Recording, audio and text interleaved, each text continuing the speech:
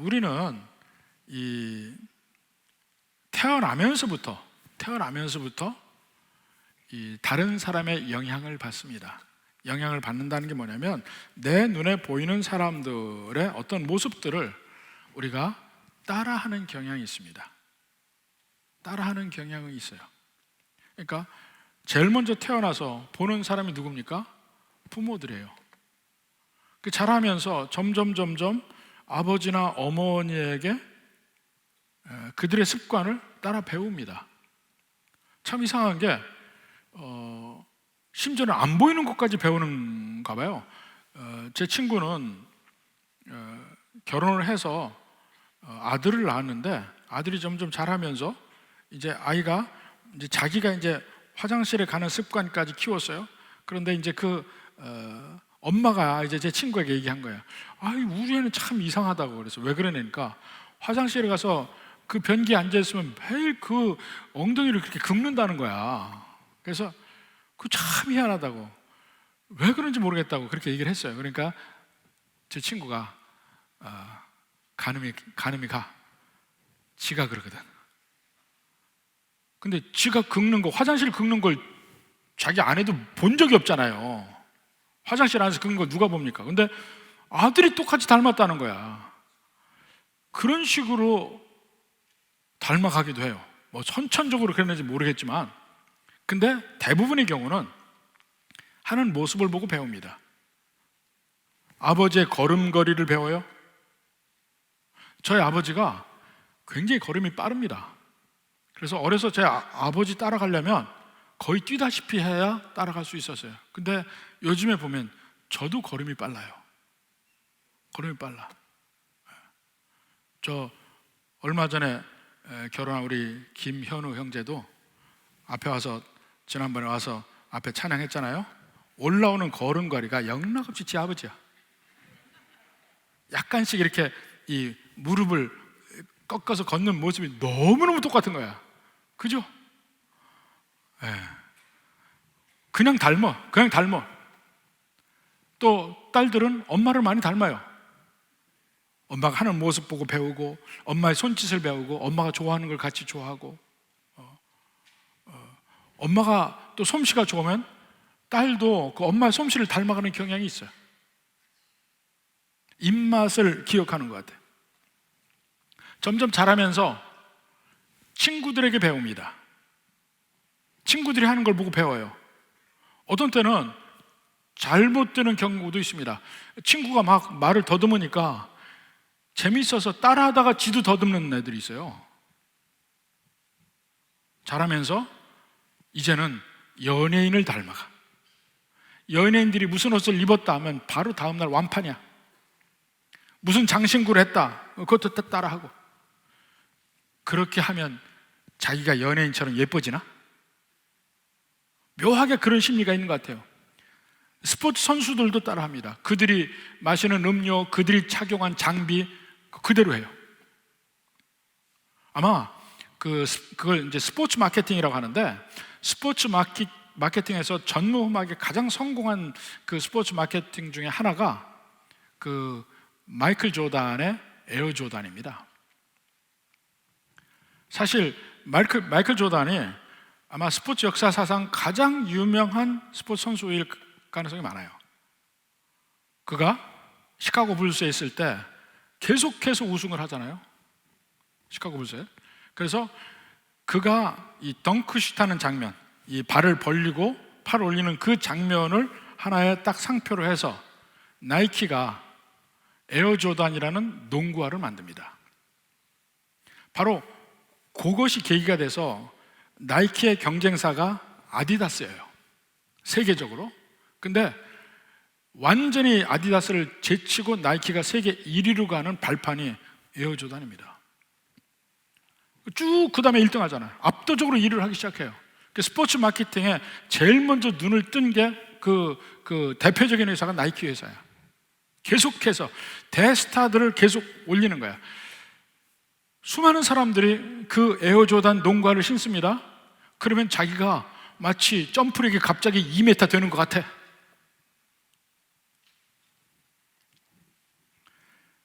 그들이 하는 걸 그대로 하다 보면 그들처럼 마치 행복해지는 것 같은 착각을 합니다. 그들처럼 여유로운 삶, 그들처럼 모든 것을 가진 삶, 이런 것을 추구하는 사람들이 그 갈망이 내가 닮아가는 삶에서 찾으려고 합니다. 근데 막상 그 스포츠 스타들이, 또 연예인들이 행복하냐? 오히려 퍼센테이지로 보면 일반인보다 그 연예인 군, 성공한 연예인 군, 성공한 스포츠 스타 군이 행복한 비율이 훨씬 적습니다. 사실은 더 많이 유혹에 노출되고 더 많이 이 세상의 굴곡에 많이 노출되는 경향이 있습니다. 그들은 성공한 사람들이라도 항상 더 많은 걸 요구하고 더 많은 걸 추구하고 합니다. 왜냐하면 근본이 비어있기 때문에 그 외적인 것으로 자꾸 그걸 채우려고 하지만 마지막 근본 비어있는 것은 안 채워지거든요. 아무리 오늘 많은 돈을 가져봐요, 근본이 채워지나? 아무리 이 세상에 유명해져 봐요, 근본이 채워지나? 그래서 그들의 삶을 가까이서 보면 그 근본이 채워진 사람과 아닌 사람이 엄청나게 차이가 나게 됩니다. 그러니까 일반적인 연예인과 크리스찬 연예인들과 비교를 한번 해보세요.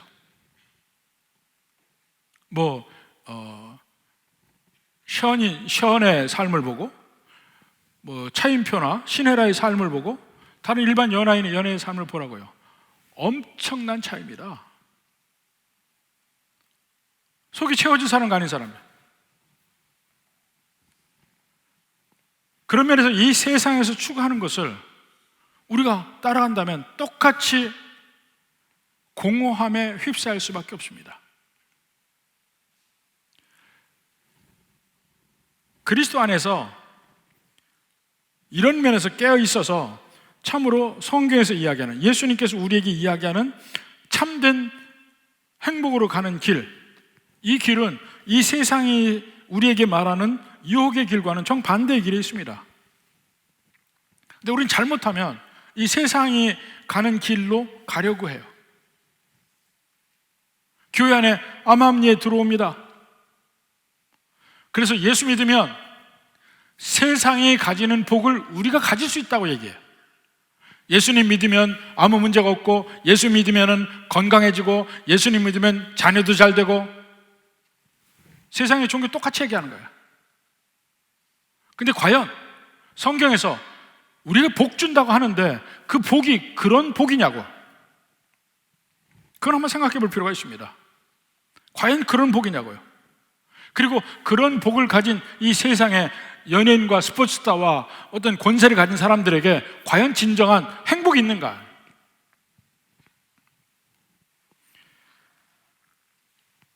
오늘 본문에 보면 그들을 본받는 게 아니고 예수님을 본받고 바울을 본받는 면을 이야기를 합니다. 오늘 6절에 보십시오. 또 너희는 많은 환난 가운데 성령의 기쁨으로 말씀을 받아 우리와 주를 본받은 자가 되었다 그랬습니다. 우리와 주를 본받은 자가 되었다. 근데 그 본받는다는 의미가 뭘까요? 그렇게 본받은 자라는 의미가 뭐예요?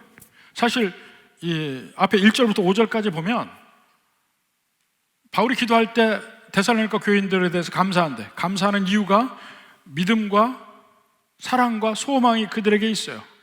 근데 그것이 있는 것은 그들이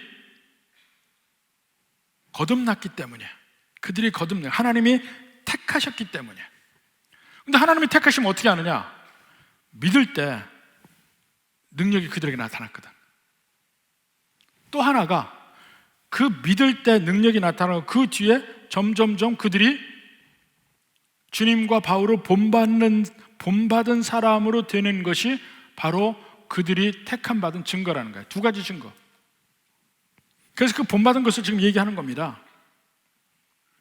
그럼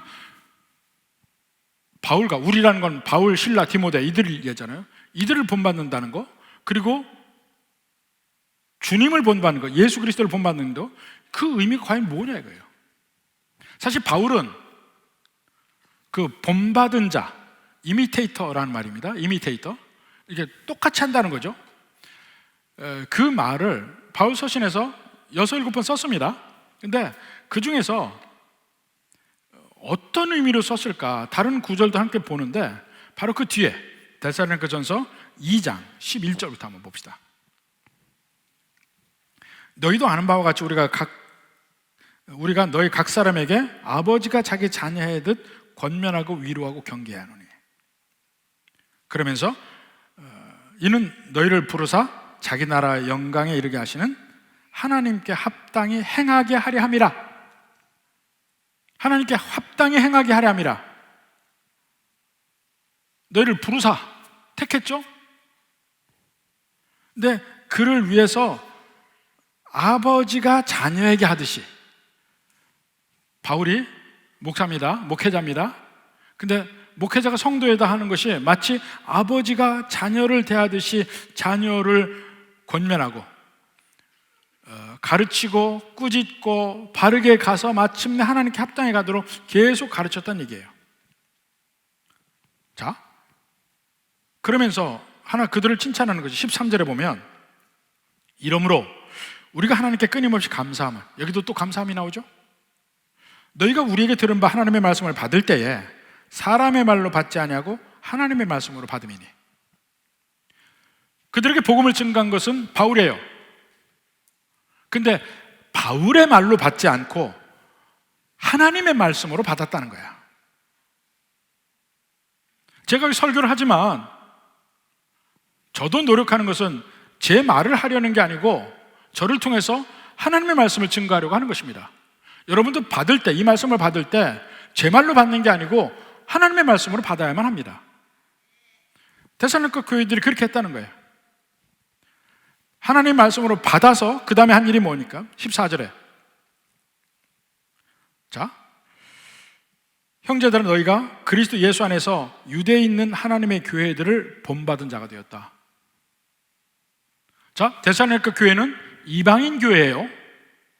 근데 예수님 믿고 예수 안에서 유대에 있는 하나님의 교회들을 본받은 자가 되었대. 여기서 본받은 건 어떤 말을 할까요? 바로 그 뒤에 있습니다. 그들이 유대인들에게 권한을 받은 것 같이, 그들이 누굽니까? 유대인들의 교회. 예루살렘에 있는 유대인들의 교회가 유대인들에게 권한을 받음과 같이 너희도, 너희 동족에게서, 헬라인인 너희도 너희 동족, 다른 헬라인들에게 동일한 권한을 받았느니라. 그것을 다른 말로 뭐라고 했다고요? 본받은 자가 됐다는 거예요. 유대인 교회처럼 유대인 교회에 있는 교회를 본받았다. 다른 말로 그들이, 유대인 교회가 유대인들에게 권한을 받은 것처럼 너희도 그들 똑같이 본받아서 이방인 교회가 이방인에게 권한을 받았다 했던 거예요. 이게 본받은 거예요. 다른 면호들 이야기합니다. 다른 면호, 데살로니가 후서 3장 6절부터 9절까지 봅시다. 형제들아, 우리 주 예수 그리스도 이름으로 너희를 명하노니 게으르게 행하고 우리에게서 받은 전통대로 행하지 아니하는 모든 형제에게서 떠나라. 게으르게 행하고 우리에게서 받은 전통대로 행하지 아니하는 모든 형제에게서 떠나라. 무슨 말이냐면 그 당시에 교회마다 믿는 백성들의 마음이 열려서 자기들의 재물을 교회에 드립니다. 넉넉히 드립니다. 교회에서 그 재물을 모아서 가난한 사람들에게, 특히 고아와 과부들에게 그들의 쓸 것을 나눠줍니다. 그러다 보니까 부작용이 생겨요. 일을 할 수 있는 사람도 안 해. 그걸 교회에 주는 것을 먹고 살아. 이런 부작용이 교회마다 생기기 시작하는 거예요. 그 중에 특히 무슨 문제가 있냐면, 바울이 일종의 순회 전도자잖아요. 그것처럼 다른 사람들도 그 수은의 전대자를 자칭 수은의 전대라고 교회마다 이렇게 다니면서 거기 빌부터 먹고 사는 거야. 그냥 빌부터 먹고 사는 거야. 일 안 하고 게으르고. 그러니까 그 사람들 여기서 뭐라 합니까?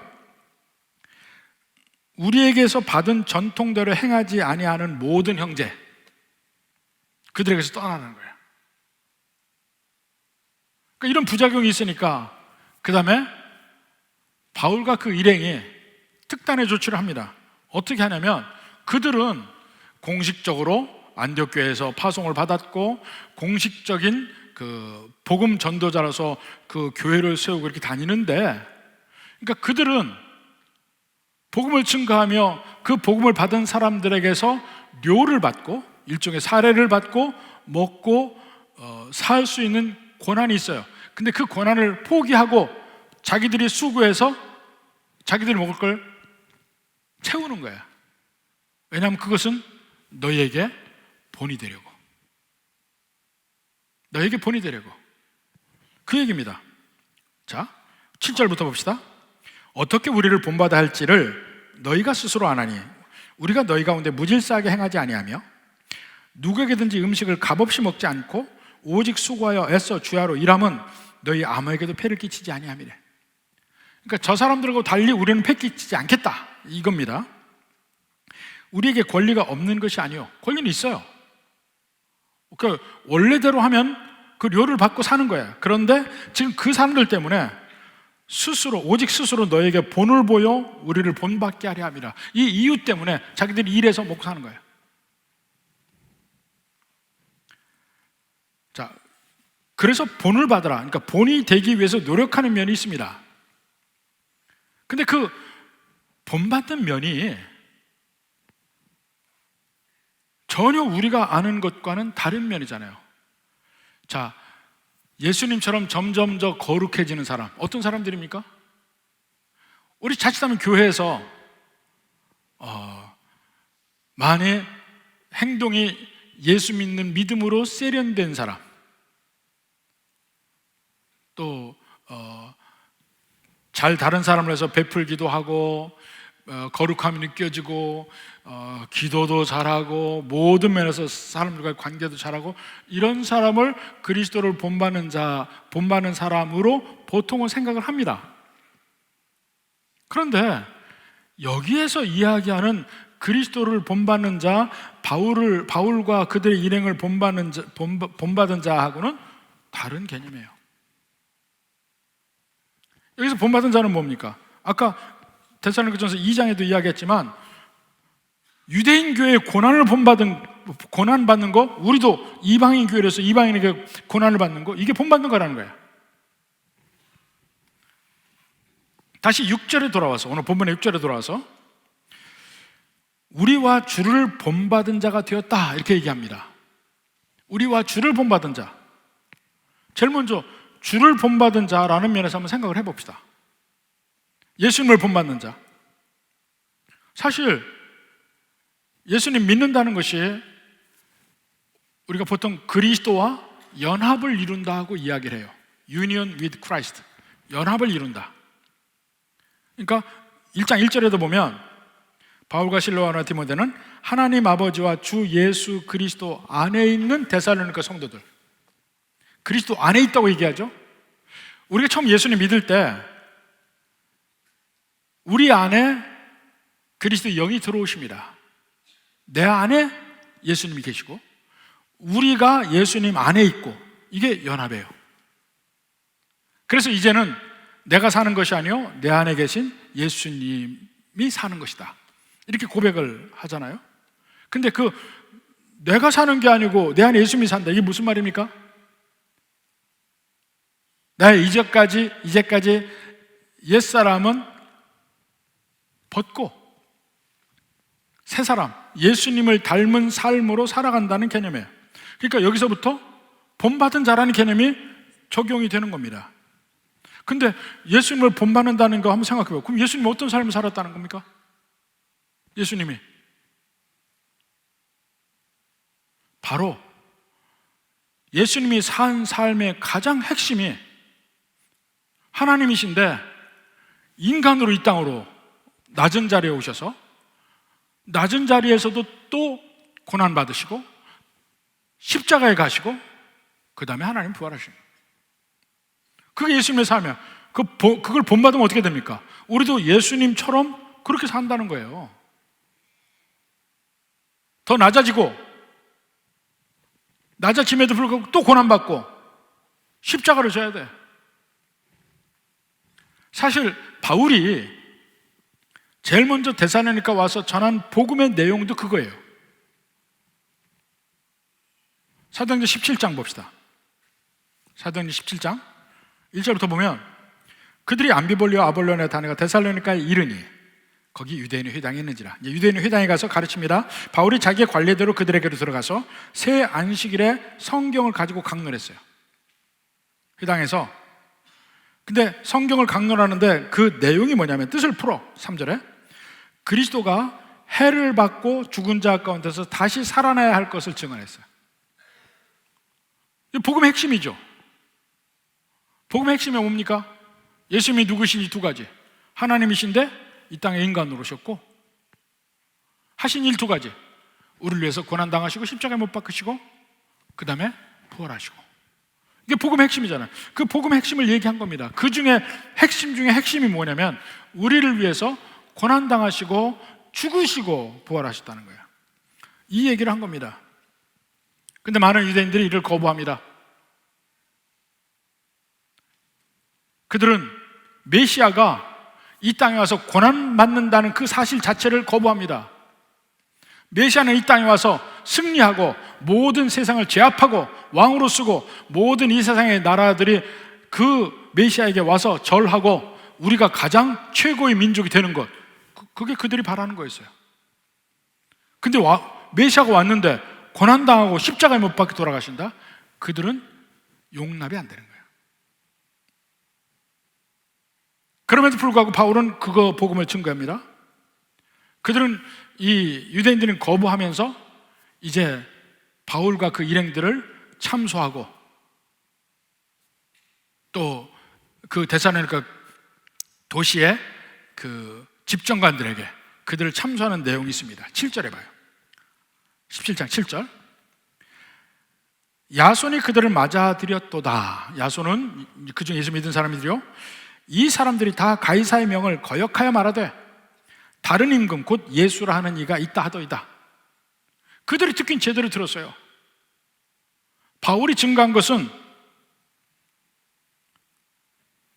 가이사가 시저가 너의 행복과 번영을 보장해 주는 것이 아니다. 진정한 궁극적인 변치 않는 행복과 번영은 안전함은 예수 그리스도가 주는 것이다.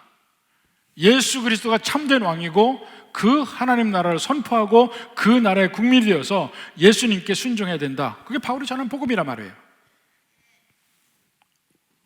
예수를 따라야 된다. 그 데살로니가 사람들 아니다. 가이사를 따라야 된다. 이게 충돌한 겁니다. 그런데 그 중에 데살로니가 교인들은 예수를 따르는 것을 선택한 사람들이에요. 믿은 사람들이에요. 자, 예수를 따른 그 결과가 어떻게 됩니까? 잘 살았습니까? 병 고치고 건강해졌습니까? 아니요. 환난을 당했습니다. 야손을 보세요. 야손. 요즘은 그 영어 이름에 제이슨이라고 있어요. 제이슨. 그 야손이에요. 야손은 그 3주 동안 회당에서 가르친 그 말씀을 받아들이고 또 그 중에서 유력한 사람이었을 거야. 자기 집에 그들을 맞아들였어요. 그렇다고 바울과 일행이 떠난 뒤에 유대인들이 그를 끌고 관청에 가서 막 그를 괴롭히는 장면이 나오죠. 그 환난을 당하는 거예요. 예수 믿고 얻은 것은 고난과 박해였어요. 근데 그 고난과 박해를 당하는 그들을 보고 바울이 뭘 합니까? 너희가 우리와 주를 본받은 자가 되었도다. 그렇게 얘기하는 거야. 예수님은 당대의 세태를 거스리는 메시지를 증거했습니다. 원수를 사랑하라. 너희는 다 죄인이다. 너희 중에 가장 종교적이고 거룩하다고 생각하는 바리새인들, 제사장들 다 죄인이다. 오직 하나님이 보내신 메시아 나를 믿어야 된다. 그 세태를 다 거스르는 말이었죠. 결국 그것 때문에 고난당하시고 죽임당하시고, 바울도 황제 가이사가 숭배받는 그 로마 사회에서 진정한 왕은 예수 그리스도라 선포하고 온갖 고난을 당합니다. 그것 때문에. 야손 그 메시지를 받아들이고 그 예수님처럼 바울처럼 살았습니다. 본받은 자가 되었어요. 그 결과가 뭡니까? 박해를 받은 거예요. 어떻게 생각하십니까? 이 메시지는 인기가 없어요. 그러니까 참된 복음이 증거될 때는 이 세상에서 받아들인 사람이 많지 않다는 거예요. 더군다나 데살로니가에서 막 그런 소요가 일어나니까 밤중에 그 데살로니가 교인들에게 알리지도 못하고 바울과 그 일행은 밤에 베레아로 빠져나갈 수밖에 없었어요. 그러니까 오늘 아침에 보니까 데살로니가 믿은 성도들이 보니까 갑자기 바울과 그 일행이 싹 다 없어졌네. 자기들만 놓고 도망간 것 같아. 그래도 그들의 받아들인 예수 그리스도의 복음을 믿고 그 고난을 당하고 참고 교회를 이루어 간 겁니다. 그걸 지금 바울이 얘기하는 거야. 너희는 많은 환난 가운데서 우리와 주를 본받은 자가 되었도다.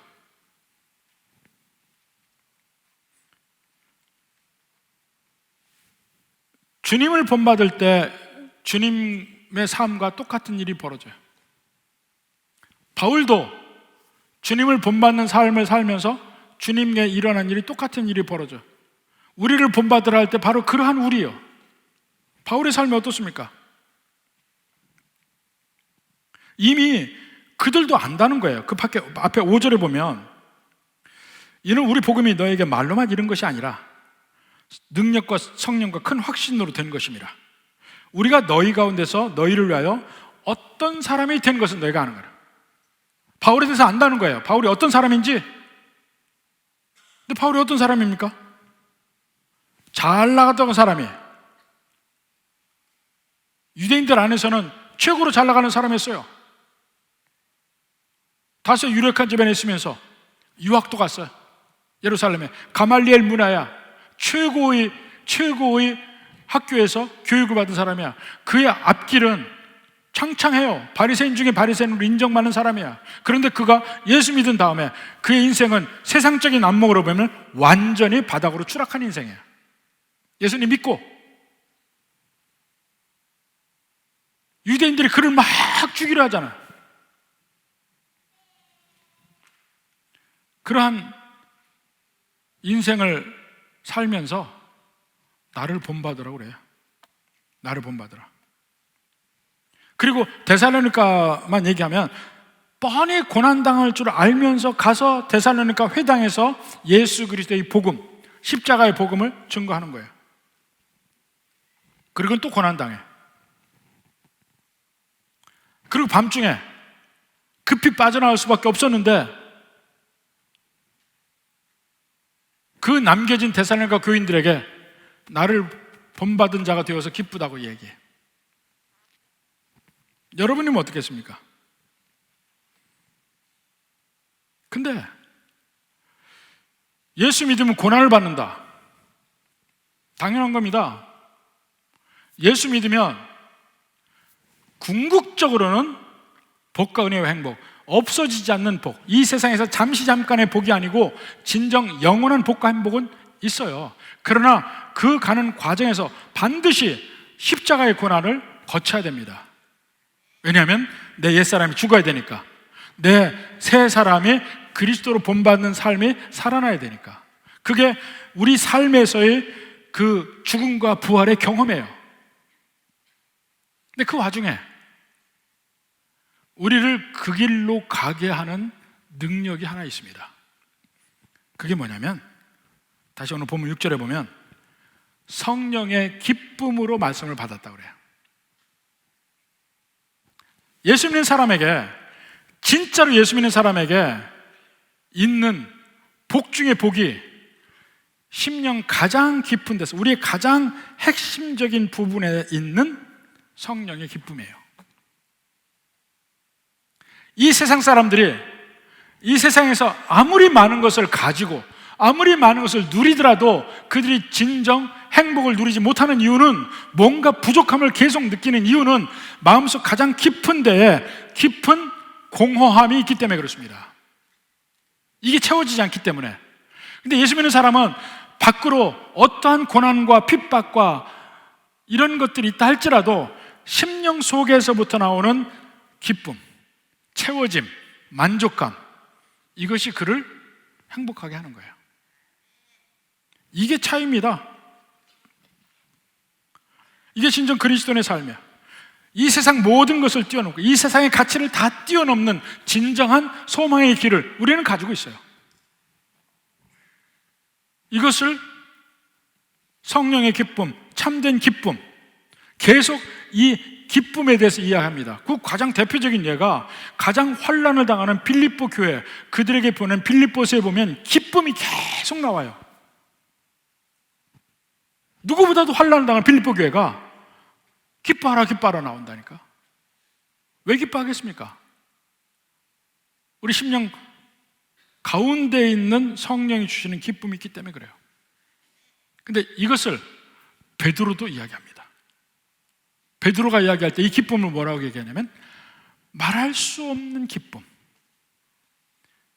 이것을 그래서 우리가 그 joy unspeakable이라고 합니다. 말로 표현할 수 없는 놀라운 기쁨. 베드로전서 1장 8절에 봅니다. 예수를 너희가 보지 못하였으나 사랑하는도다. 이제도 보지 못하나 믿고 말할 수 없는 영광스러운 즐거움으로 기뻐하니. 이 내용이야. 말할 수 없다는 얘기는 말로 도저히 표현이 안 되는 엄청난 기쁨이라는 거야. 근데 이상하게 이게요, 이게 예수님 믿을 때 당연히 느껴져야 되는데, 왜냐하면 예수 믿을 때 제일 먼저 예수님 믿을 때 기뻐지는 이유가 뭐냐면요, 우리 심령 깊이, 심지어는 우리가 알지 못했던 심령 속 깊이에 우리의 어떤 공허함이 채워지는데, 그건 우리의 느낌으로는 그냥 공허함이 채워지는 기분이에요. 근데 진실로는 우리의 죄가 해결되는 거예요. 핵심에 우리의 죄, 우리 속에 죄인이라는 사실을 우리 누구나 다 압니다. 알아요. 근데 그것이 감춰지고 우리가 스스로 감추는데, 그렇지만 남아있는 게 죄의식으로 남아있습니다. 죄의식이 우리가 느낄 수 있는 감각으로 이야기를 하면 열등의식이라는 거 있어요. 열등의식으로. 그래서 우리 인간 생활하면서 인간관계에 문제 생기는 게 뭐냐면요, 거의 많은 경우에 오해로 서로 문제가 생기는 경우가 많은데, 다 열등의식에 발로해서 오해를 해요. 어느 누가 자기 말만 했다고 하더라도 괜히 기분이 안 좋아. 나에 대해서 나쁜 말 할 것 같아. 좋은 말 했다고 생각이 안 돼. 꼭 나쁜 말 했다고 생각해. 그리고 여기 수없이 많은 다양한 성정의 사람들이 있어요. 외향적인 사람, 내향적인 사람, 별별 사람이 다 있지만 누구나 개인적으로 직접 얘기하면 전부 다 자기는 내향적이래. 내향적이라고 말을 안 하는 사람이 한 사람도 없어요. 왜 그런 줄 아십니까? 아무리 사람들하고 어울려도 딱 돌아서서 혼자 있다 보면 외로움을 느껴요.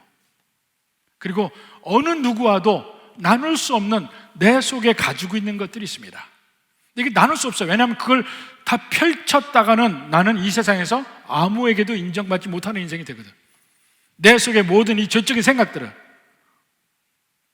감출 수밖에 없어요. 꿈틀거려요. 근데 외부적인 면 때문에 이걸 드러내놓지는 못합니다. 그리고 어떻게든지 예수님 말하는 회칠한 무덤식으로 자기 스스로 뭐 선한 행동도 해보고 내 능력을 증명도 해보고 별의별 일을 이 세상에서 계속 했는데도 불구하고 마음속에 이게 해결이 안 되니까 항상 마치 소금물을 먹고 계속 목마른 것처럼 껄떡껄떡 합니다. 근데 예수님을 만나고 예수님의 은혜 안에서 용서받은 인생이라는 것을 안 뒤에 그 마음의 그 면이 해결이 됩니다. 내 속에 죄인됨이 없어지는 거 아니에요. 있어요. 그렇지만 하나 아는 사실이 있습니다. 하나님은 예수님을 보내셔서 이 죄 문제를 해결하고 나는 내가 아니고 예수님 때문에 나는 구원받는다, 이 확신이 드는 거예요. 여기서 진정한 마음의 화평이 생기기 시작합니다. 평안함이 생겨요. 이제는 밖에서 무슨 일이 벌어져도 흔들리지 않은, 요동치 않는 마음이 생깁니다. 이게 진정한 자존감이에요. 내가 스스로에게 계급장을 붙인 자존감이 아니고 내 심령에서 하나님이 내게 주는 자존감이 있기 때문에 세상의 모든 풍파와 환난과 어려움 속에서도 흔들리지 않는 자존감이 생기는 거예요.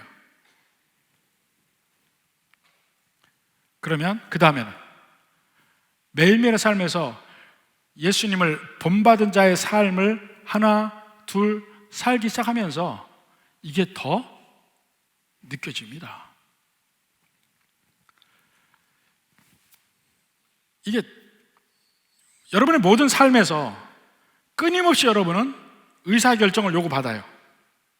그때마다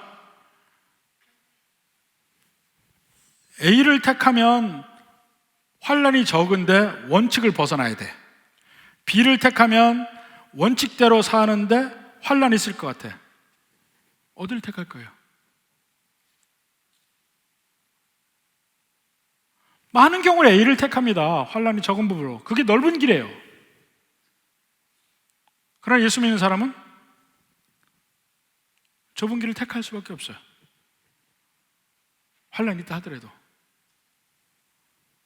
저는 끊임없이 나는 우리 성도들에게 감사한 게 있습니다. 우리가 교회가 분란이 났을 때 핵심적인 세력들은 한 2년, 3년 준비를 했어요. 그래서 다 끌어들이고 교회에서 일하는 사람들 전부 다 끌어들였습니다. 대부분의 교회 추측 멤버들이 다 그들에게 포섭이 됐어요. 그리고 드디어 분란이 일어나고 갈라졌을 때 젊은 사람들 우리 쪽에 훨씬 많았지만 교회 오랫동안 일하는 분들 중에 우리 쪽에 서 있는 사람은 외로웠습니다. 난 지금도 우리 원로 장로님, 은퇴 장로님들, 우리 남은 분들 있어요. 정말 외로웠어요. 너무 미안했어요. 또 나도 우리 권사님들도 그렇고 집사님들도 그렇고 교회에서 실제로 많이 그 일을 했던 분들 중에 남는 것이 쉽지가 않았습니다. 왜냐하면 다 친구들이 같이 가니까 같이 가고 싶지. 그럼에도 불구하고 원칙을 지켰어요. 원칙을. 외롭고 힘든 길이죠. 그러나 시간이 지나면서 제가 분명히 확신하기는 심령에 하나님이 주시는 평강과 기쁨이 있을 겁니다. 하나님 앞에 내가 가야 될 길을 갔다는 것을 느끼는 마음이 있다니까요. 심지어는요, 우리 젊은이들 중에서 그 반대하는 사람들 쪽에 직장을 가진 사람들이 있었어요. 그 사람들이 선택을 강요했습니다. 너 우리 쪽으로 올래? 아니면 그쪽에 남아있다가 그만둘래? 직장을 그만뒀어요. 남자 청년도 있고 여자 청년도 있어요. 직장 그만뒀어요. 제가 마음이 너무 아팠습니다. 그럼에도 불구하고 그들의 심령에는 하나님이 주시는 평안과 기쁨이 있었으라는 확신해요. 나는 하나님과 함께한다. 이것이 한번 세상에서 환난을 당하고 어려움을 당하잖아요. 심령 속에 하나님이 주시는 기쁨이 더 넘쳐집니다. 이게 꺾이면요, 마음속에 하나님이 풀어주신 모든 죄의식에서 해방되는 면이 다시 끌고 오는 거예요. 다시 마음속에 죄의식에서 벗어나질 못해요. 그게 행복해요? 바울은 외부적인 환경에서 어려움을 겪으면서도 그 어려움을 겪은 만큼 심령에 성령이 주는 기쁨이 더 충만한 거야. 그러니까 자신 있게 나를 본받으라고 얘기하는 거야. 환난을 당하고 밤에 짐 싸들고 도망간 자기를 본받으라고 얘기한다니까. 왜냐하면 내가 믿는 게 진짜니까. 그리고 그 믿음은 영원한 거니까, 마침내 심판의 날이 오니까 그걸 믿고 가는 겁니다. 그 확신 속에서 이 세상의 환난 아무것도 아니야. 물론 괴롭지, 힘들지, 외롭지. 그렇지만 그 길을 가는 겁니다. 나는 그 면에서 감사하고 미안하기도 하지만 다른 면에는 저도 배짱이 있어요. 그러니까 당신 하나님 복 받지. 이런 배짱도 있어요. 모든 삶에서 교회 안에 일어나는 거지만 교회 밖에서도 여러분의 직장이나 여러분 사업장에 어디서든지 선택의 순간에 원칙을 택하고 환난을 택하십시오. 그러면 진정 하나님이 주시는 진정한 복, 성령이 여러분의 심령에 주시는 말할 수 없는 기쁨이 여러분에게 충만할 줄 믿습니다. 이러한 은혜가 함께하는 모든 성도들 되길 바랍니다.